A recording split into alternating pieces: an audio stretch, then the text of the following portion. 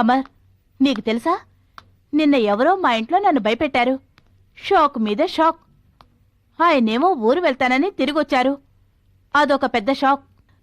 అవును, అసలు నిన్న నువ్వు మా ఇంటికి ఎందుకు వచ్చినట్టు? అది అది ఊరికే. ఆయనకి మన మీద అనుమానం వచ్చినట్టుంది. ఇప్పుడు కూడా ఆయన హాల్లో పడుకునుంటే జాగింగ్కి వెళ్తానని ఇక్కడికొచ్చాను. అవును, నేను ఇన్ని మాటలు మాట్లాడుతుంటే అసలు నువ్వేంటి ఏమి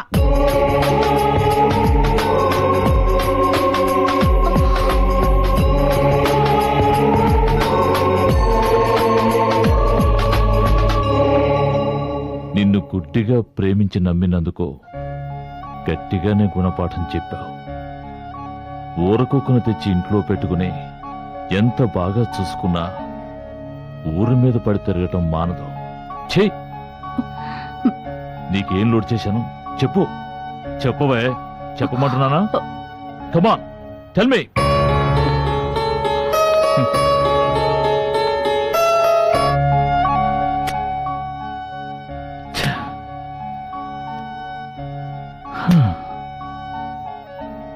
వీడు నీకు అంత బాగా నచ్చాడా? నాకే ద్రోహం తలపెట్టేంతగా నచ్చాడు కదూ?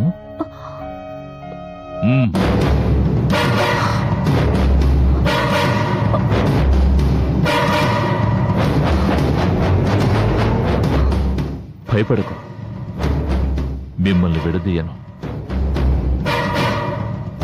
ఇద్దరూ కలిసే చావండి.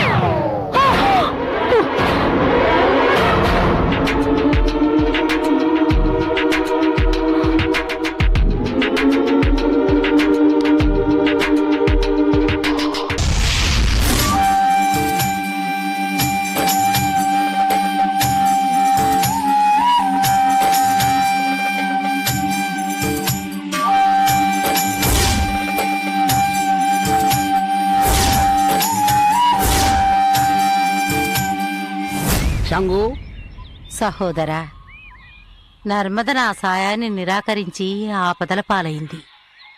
భైరవి ద్వారా నర్మదని కాపాడినందుకు మీకు నా కృతజ్ఞతలు.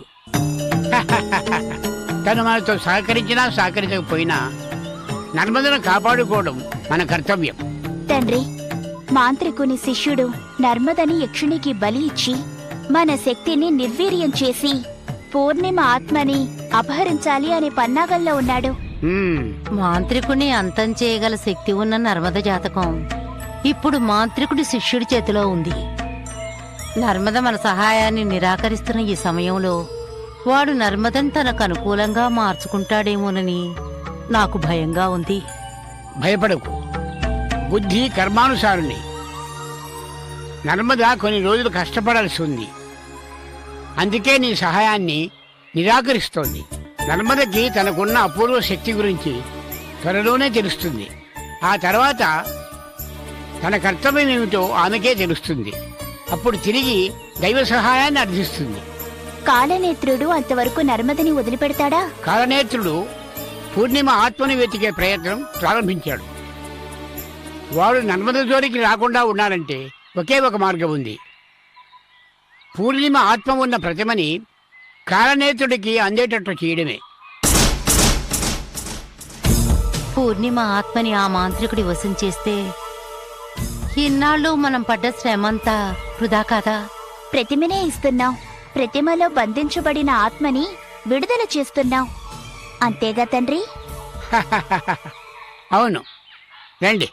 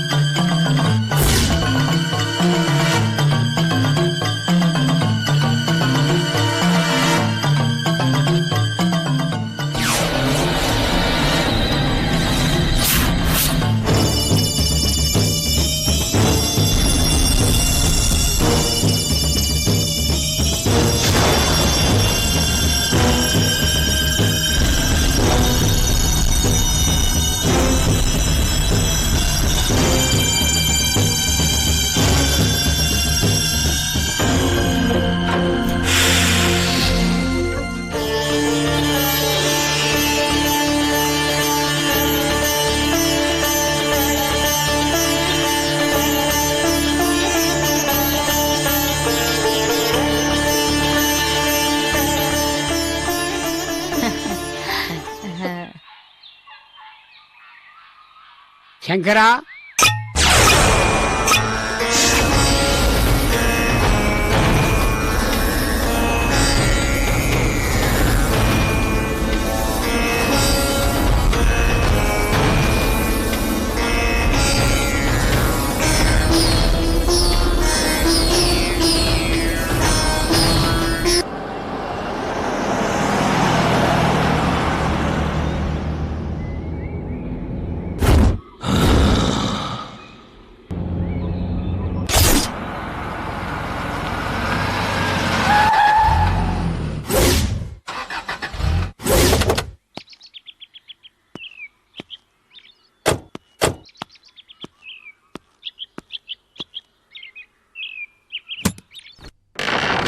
అంతం కాదు, ఆరంభం.